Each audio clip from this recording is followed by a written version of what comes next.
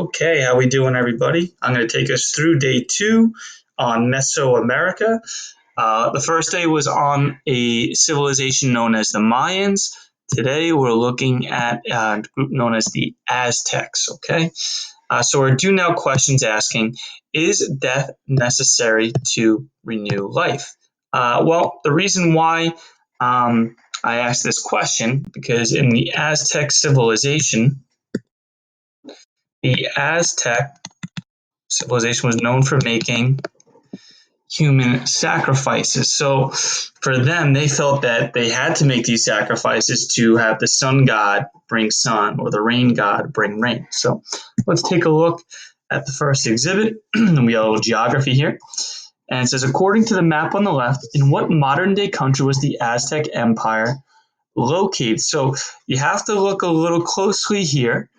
And there is a hint right there. You got a body of water known as the Gulf of Mexico.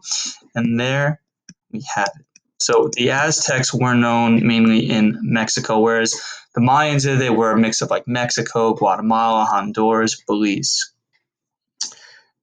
Based on the map to the left, what was the capital of the Aztec Empire? Well, they had a capital city known as Tenochtitlan. Click this thing off. There we go. Okay. Next page, we have 2 images here, one on the left, one on the right, and it says above are images of Tenochtitlan. Remember, that's the capital city of the Aztecs. And it says, what engineering achievement do you see on the top left image? Well, engineering has to do with building, and what we see is that they were able to construct bridges. And based on the image on the top right, describe what will make the city of Tenochtitlan such a prosperous city. Well, we see quite a few things. I see architecture, which shows that there is intelligence there. I also see water, and you're also going to see it on this image too. So access to water is going to allow them to develop trade, which allows civilizations to grow.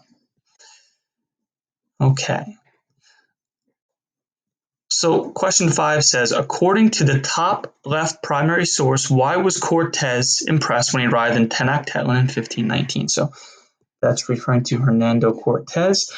And it says, day after day, 60,000 people congregate or come together here to buy and sell. Every imaginable kind of merchandise is available from all parts of the empire. Foodstuffs and dress, gold, silver, copper, precious stones, leather, bone, mussels, coral, cotton, feathers. Everything is sold by piece or by measurement, never by weight. So what was he impressed with?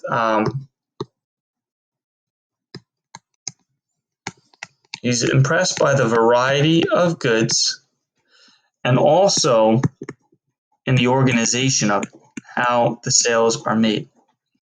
And then it says for question 6, based on the top right primary source, how are the Aztecs sophisticated when compared to other great cultures? So this also comes from Cortez and says in the main market there is a law court in which there are always 10 or 12 judges performing their office and taking decisions on all marketing controversies. So they're sophisticated in comparison to other great cultures because they have a system of laws and, excuse me, if they have a system of laws, it probably means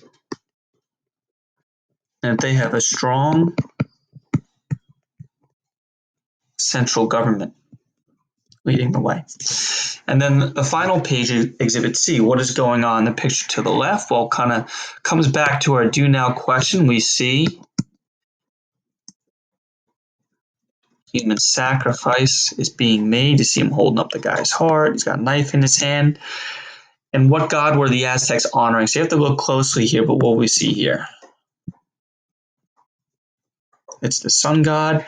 And then how would you describe the nature of the Aztecs as people? Kind of a few answers you can put here. To me, if you're doing this to a living person, I'm going to describe them as brutal, I'm going to say that they're violent. You could even say innocent because maybe they don't know better.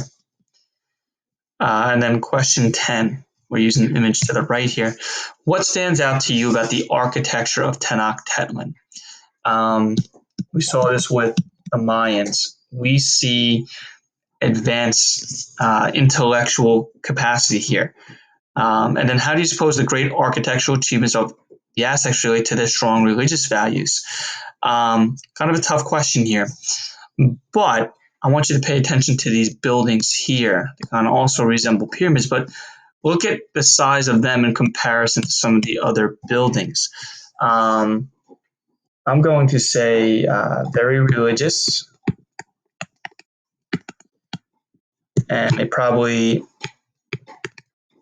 built whole buildings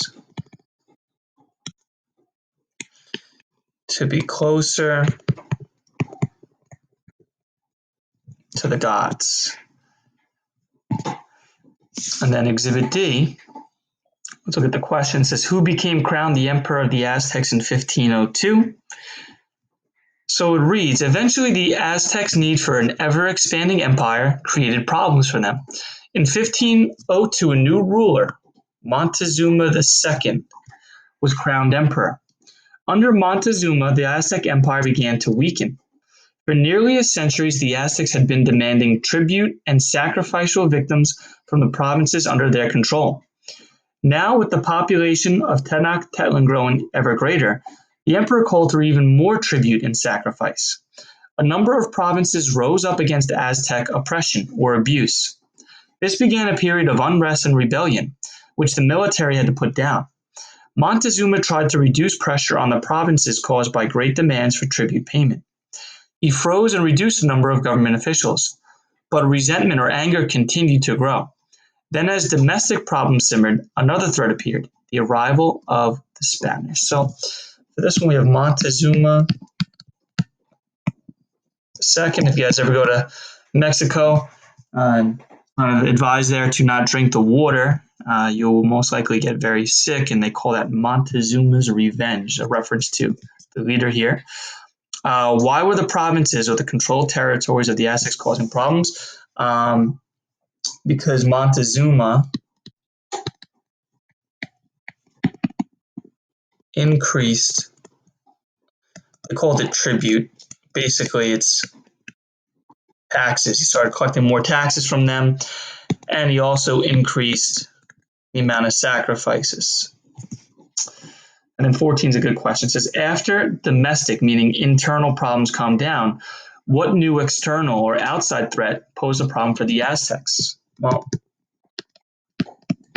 it's the arrival of the Spanish from Europe, led by Cortez. And if we had more time in the school year to pursue this topic, we'd come to realize that the Spanish actually wipe out the Aztecs here. So that is our lesson for today, and I hope everyone has a nice day.